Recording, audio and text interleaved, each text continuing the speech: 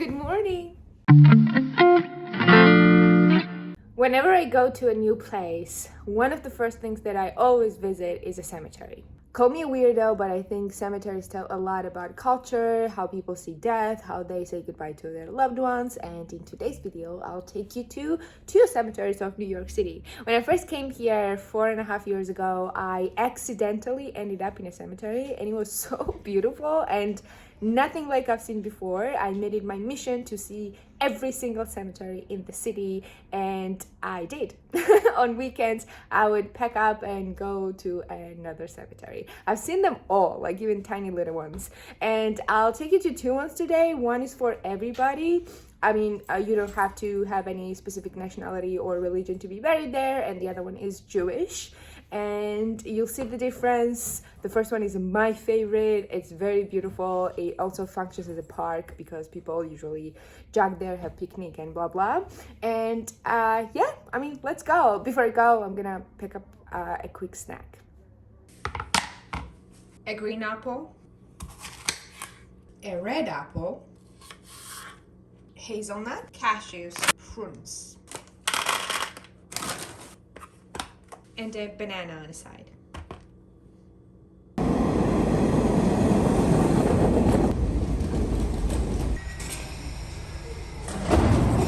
And down B, next stop, Church Avenue.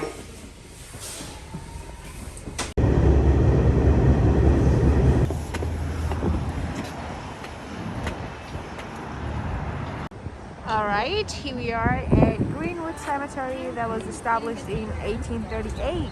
It's almost 2 centuries old. This place looks amazing in spring when the flowers and trees are blossoming. If you've seen an HBO show Girls, I really love that show. I think some scenes are shot here. There's still some snow left here, I can't believe. Oh my god, and there's a frozen lake! Oh wow. Let's go down to the lake.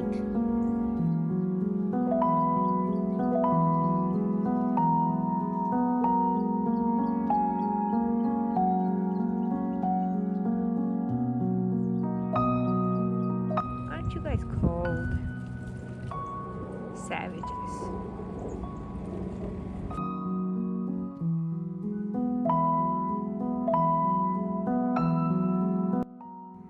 I was a very lucky kid.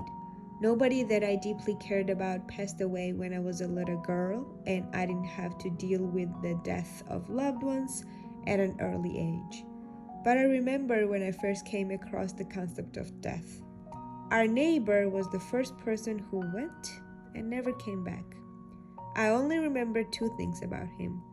One, that he would always bring me teeny tiny cucumbers from his backyard, and warned me not to say anything about this to his wife. She wanted those cucumbers to grow big and get ripe.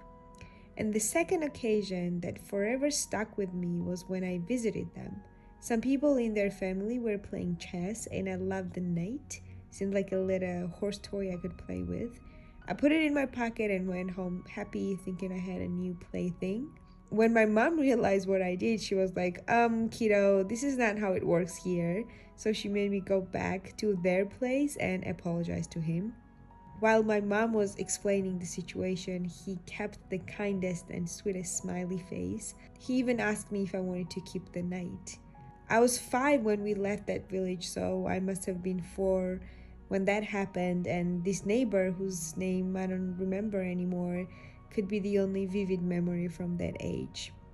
However, the biggest loss and pain as a kid for me was when my cat, Mia, ran away. I don't think I ever cried that much ever in my life. The attachment that kids have to pets is just unbelievably strong and very, very special. Mia, I hope you're still alive somewhere out there. Maybe, probably not. Obviously, I love trees when they're blossoming, but I also love these naked winter trees. You can see the branches, these weird patterns and shapes.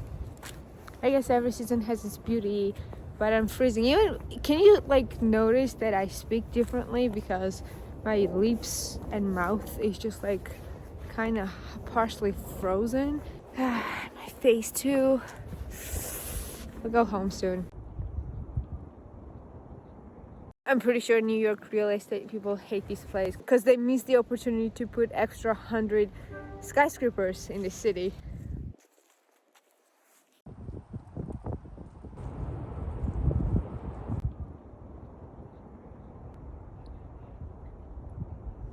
Alright guys, I am very cold, so I'm going home now. I'm not even gonna eat my snack because my fingers are completely frozen.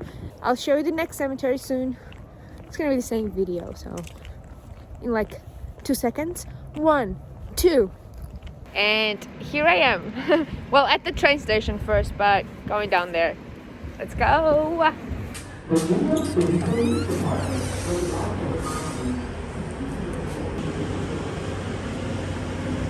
I'm starving, so before I go in there, I'm gonna try to find some food, preferably a bagel.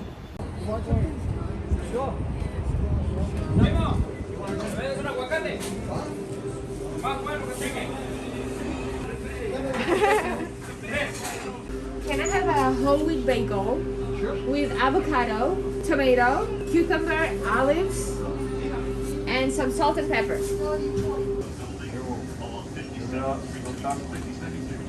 What do you say? There you go. Thank you so much.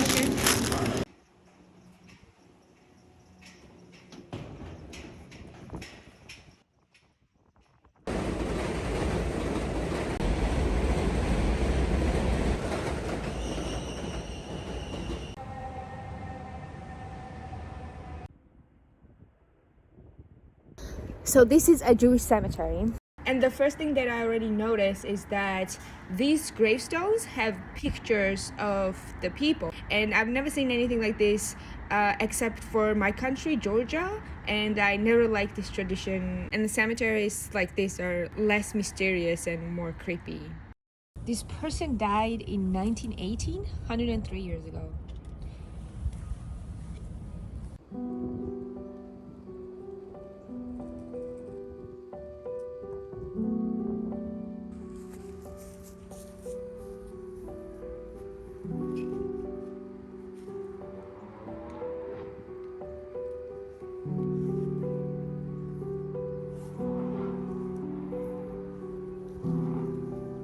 I remember reading this quote by Epicurus, who said that humans should never be concerned about death because we'll never ever be able to experience death. When we're alive, we're not dead, so we don't know what it's like. And then when we're dead, we're not able to experience anything. So consciously, we will never know.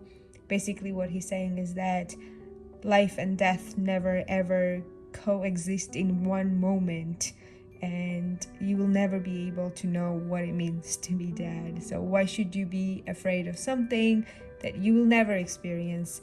And that quote forever stuck with me. 8 years ago when I was freshman in college, I was very fascinated about things like this, and I would entertain my thoughts with thinking about life, death, and human nature and all kinds of stuff. I still am, I guess, but not as much as I used to be. Oh my god, guys, look at this. So this guy, Daniel Ilkanaev, died in 9/11. It has his daughter's writing. This is about my father. My father was a good father, but my father died in the World Trade Center. My father is gone, so I am a big girl. Wow, this is so special. Oh my god. Speaking about American tragedy, I wanted to share something with you. When I went to Washington, D.C., I visited Arlington Cemetery. It's a very specific kind of cemetery. Only people who died in war or served in an American army are buried there. So I remember being there. It's very polished, very clean. You're not supposed to speak loudly there. You should not smoke cigarettes. And Kennedys are buried there. And I remember having this very ambiguous feeling because A, I did want to respect them, but B, all I thought about was that these lives were completely wasted. Call me naive, but I think war is stupid, and these people were loved ones, you know, human beings, sons, daughters, husbands, grandchildren, and they died for some stupid war.